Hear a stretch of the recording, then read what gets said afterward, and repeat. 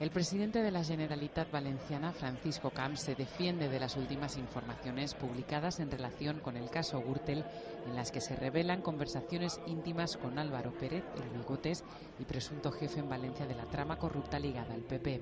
Camps ha acudido hoy a la romería de la Santa Faz de Alicante y a su término esto es lo que escuetamente ha dicho a los medios. Lo que corresponde es que cadascú sàpiga cuál es la seva responsabilitat.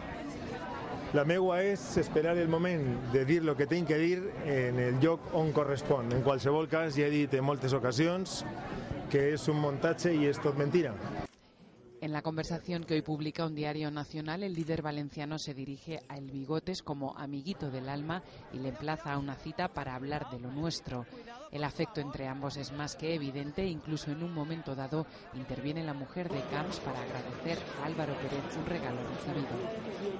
Mientras Camps capea así el temporal y lo hace como puede, desde Génova el líder del Partido Popular sigue poniendo la mano en el fuego por el presidente de Valencia. ¿Mantiene su confianza con el presidente Francisco Camps? La mantengo absolutamente. ¿Pone la mano en el fuego por él?